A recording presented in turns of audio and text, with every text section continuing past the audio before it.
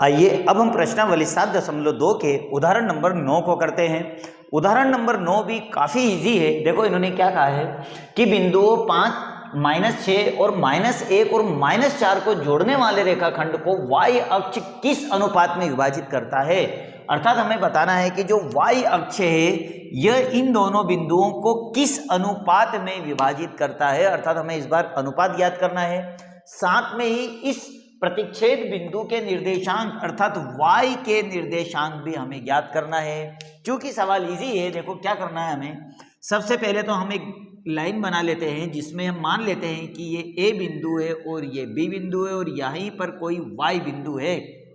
ठीक है, Y अक्ष के निर्देशांक है। तो A बिंदु के जो निर्देशांक है वो तो हमको दिए इन्होंने 5 और -6। ठीक है, B बिंदु के जो निर्देशांक है वो -1 और -4 है। ठीक, अब देखो बच्चों यहां पर ध्यान दो, इन्होंने बोला y अक्ष किस अनुपात में विभाजित होता है। तो y अक्ष के निर्देशांक अब हमें पता होना चाहिए। तो हमें मालूम है कि y अक्ष के जो निर्देशांक होते हैं वो 0 या 0 या y होता है। तो आसानी से हम यहाँ बड़ी आसानी से निकाल लेंगे। अब हमें बताना है कि किस अनुपात में, तो हम मान लेते हैं कि k अनुपात 1 में विभाजित होता है। आइए इसी के आधार पर अब हम सवाल को हल करना चालू करते हैं। हम मान लेते हैं कि y अक्ष के निर्देशांक बिंदु A तथा B को k अनुपात 1 में विभाजित करता है।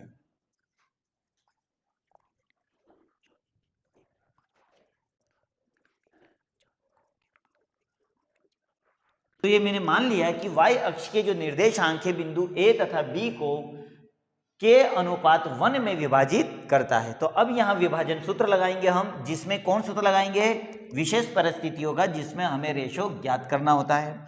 तो आइए हम लिख लेते हैं यहाँ विभाजन सूत्र।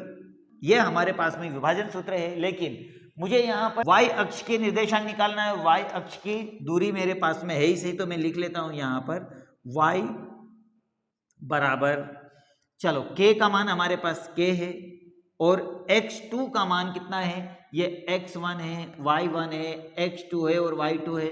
तो x2 का मान है हमारे पास में -1, ठीक है, प्लस x1 का मान कितना है 5, ये हमने मान रख दिए और यहाँ लिख दिया k + 1।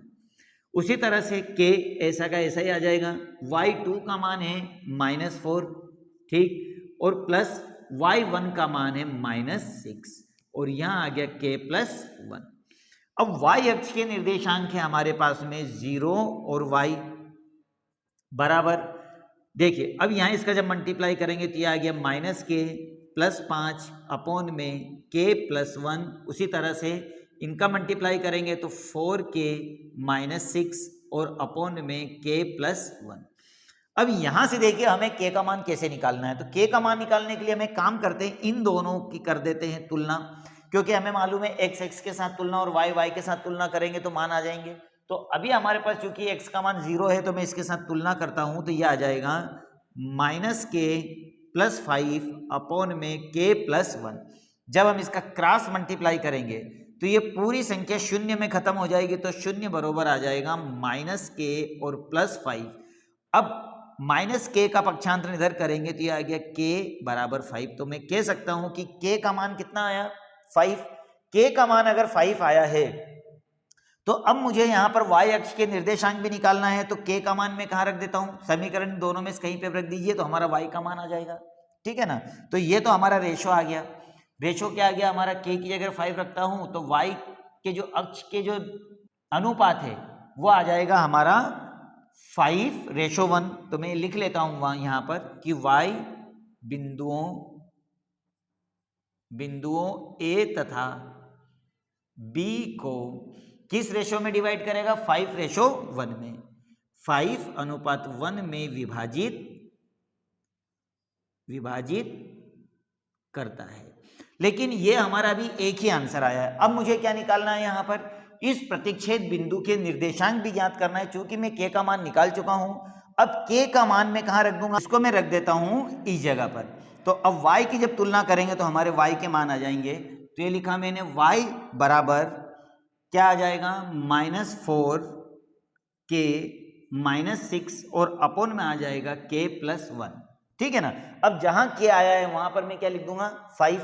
तो ये आ गया y बरोबर हो जाएगा -4 मल्टीप्लाई 5 -6 और k का मान है 5 +1, तो y बराबर आ जाएगा 5 के 20 और -6 और अपॉन में 5 और 1 हो गए 6, दोनों को जोड़ दीजिए तो y बराबर -26 अपॉन में 6, दोनों को काट दीजिए, 2 से 2 तिया 6 और 2 एकम 2 और 2 तिया 6।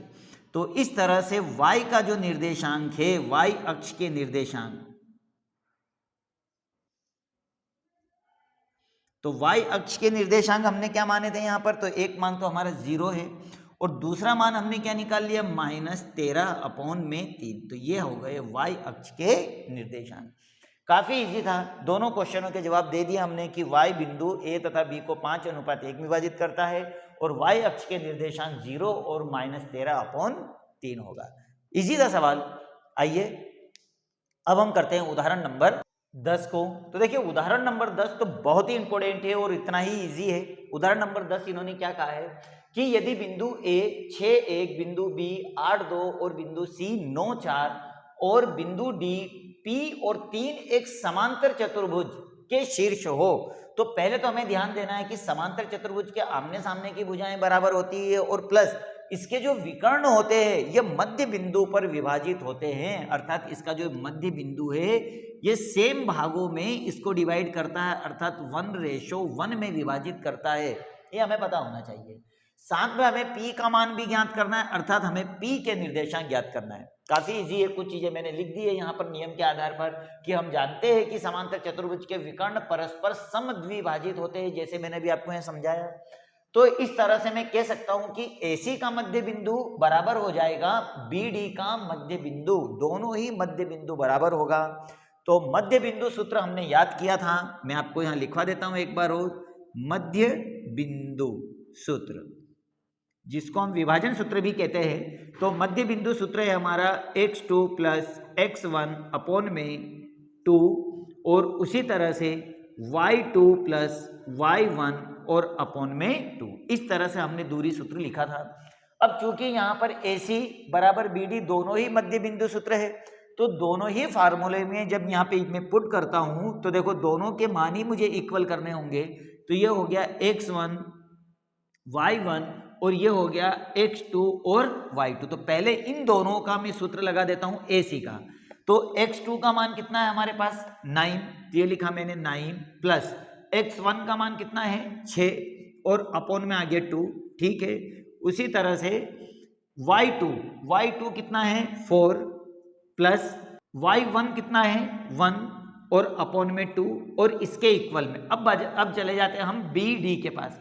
तो ये हो गया x1 y1 और ये हो जाएगा x2 और y2। चलो वैल्यू रखें, तो सबसे पहले हम वैल्यू रखते हैं x2 की। तो x2 का मान कितना है हमारे पास p है, ठीक, प्लस x1 कितना है 8 है अपॉन में 2, फिर बटे में y2 कितना है हमारे पास 3 प्लस y1 कितना है 2 और अपॉन में 2, ठीक। ये तो मैंने इन दोनों की तुलना कर ली, AC और BD की, दोनों मान बराबर होने के बाद।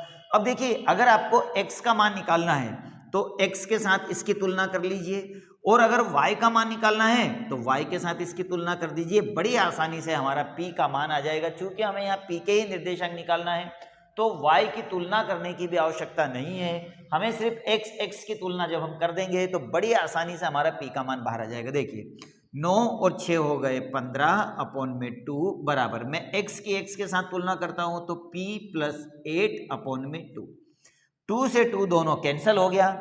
अब हम एक काम करते हैं, 8 का पक्षांतरण इधर कर देते, 15 - 8 बराबर p, तो p बराबर हो जाएगा 7। तो इस तरह से बड़ी आसानी से ही मैंने p का निर्देशांक निकाल दिया। काफी इजी सवाल था, ठीक। तो अब हम अगले वीडियो में करेंगे प्रश्नावली 7.2 के सवाल, तो इसी तरह हमारे साथ बने रहना। Subscribe now and press the bell icon. Never miss an update.